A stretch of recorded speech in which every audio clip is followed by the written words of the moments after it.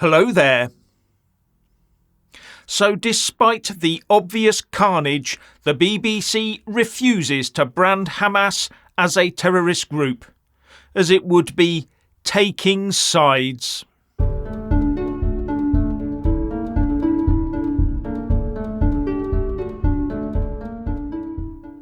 So the BBC won't call Hamas terrorists.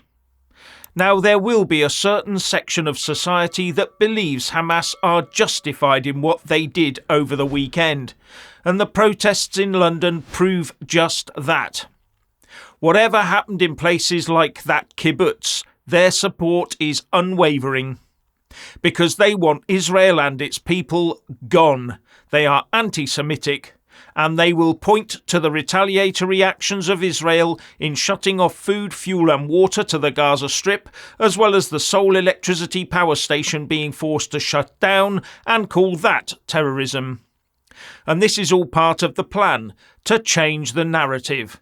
After instigating an event with horrific acts of violence, including against children, it will now all be about the forthcoming Israeli attack on the Gaza Strip and their Palestinian victims. So the Palestine supporters will be very happy that the BBC does not label Hamas as terrorists. But funny old thing, while the BBC refuses to call Hamas a terrorist group, Hamas is listed by the UK government as a proscribed organisation and says that Hamas commits and participates in terrorism. And the BBC is the state broadcaster, is it not? But John Simpson, the BBC's World Affairs editor, tells us that it is not the place of the BBC to take sides and call Hamas a group of terrorists, as it would therefore not be acting impartially.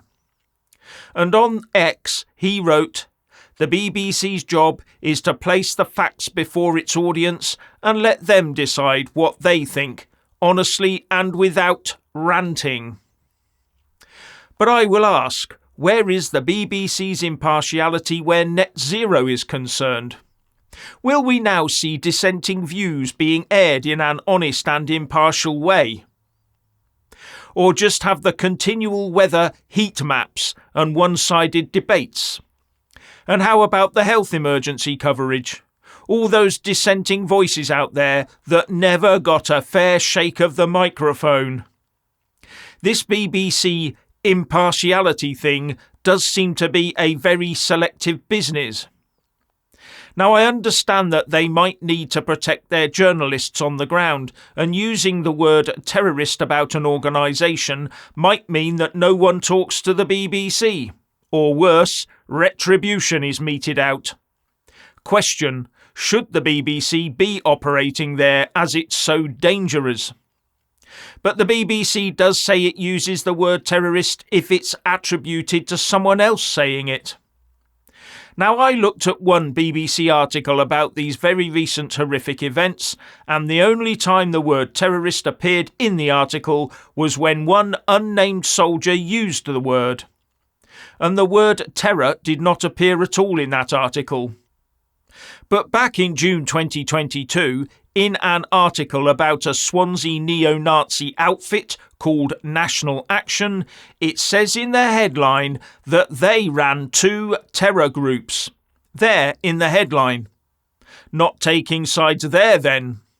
And the article also pointed out that National Action was deemed a terrorist organisation by the UK government.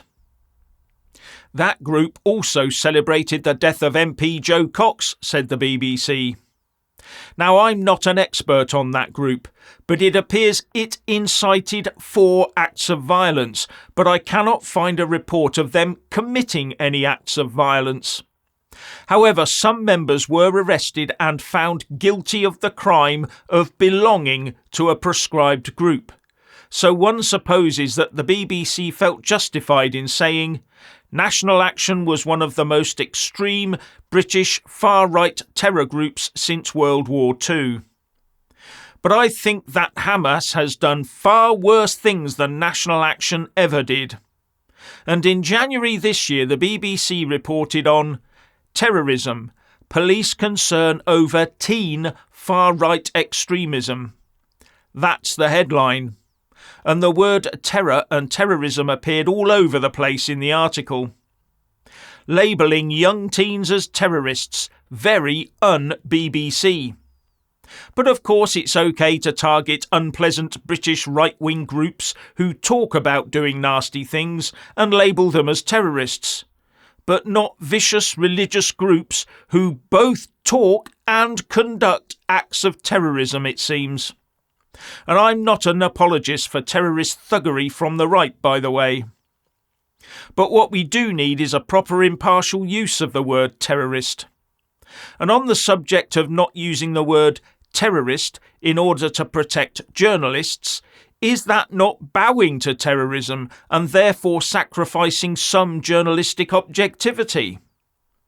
Now, interestingly, in a bite-sized piece on the causes of crime and the growth of terrorism, the BBC said, Al-Qaeda is an international terrorist group and an extremist Islamic group, which seems to blow a hole in the claim that its policy is not to call these organisations terrorist, as John Simpson claims. And in August last year, the BBC ran a piece called What Now for Al-Qaeda, after the demise of its leader, Ayman al-Zawahiri, where it said of Al-Qaeda, it is a proscribed terrorist organisation dedicated to attacking Western interests around the world and to bringing down governments across Asia and Africa. Not squeamish there about using the T-word, were they? No, the BBC for some reason is not up for calling Hamas the T-word when their abhorrent actions indicate otherwise. Even now, when we find out British people have sadly died in this recent incident, and after the acts of the Hamas terrorists in that kibbutz. And if King Charles can call Hamas out for committing barbaric acts of terrorism, then why can't the BBC? Anyway, things will soon be coming to a head. A cargo flight has arrived in Israel from the US, carrying advanced weapons, we're told. And Israeli forces are massing on the border ready for a long and difficult assault. Now, writing in the Telegraph, Hamish de Breton Gordon, former commanding officer of the 1st Royal Tank Regiment, tells us that this will be a once-in-a-generation battle. But in part of his piece he says that if Hezbollah joins in with Hamas, this might get very difficult for the Israelis. Hezbollah is Lebanese-based, but operating in Syria in support of President Assad. And foreignpolicy.com says that if the Lebanese group does more than fire a few missiles in solidarity, it would dramatically escalate the current conflict. And de Breton Gordon says that the easiest way to keep Hezbollah out of the fight would be for Israel to threaten to turn Damascus into a smoking crater.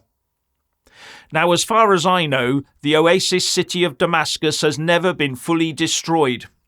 But according to Bible end times thinking eschatology and for the return of Jesus Christ, the books of Jeremiah and Isaiah point to the total destruction of Damascus and wider Syria, possibly due to some attack or other. Christians are watching the Damascus situation very, very carefully. And now we hear that a Lebanese terror group has sent a large number of hostile aircraft into Israel.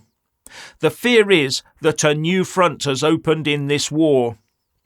You may not believe it or want to believe it, but many are watching the wars and rumours of wars and what is unfolding right now with a devout expectation. We live in interesting times.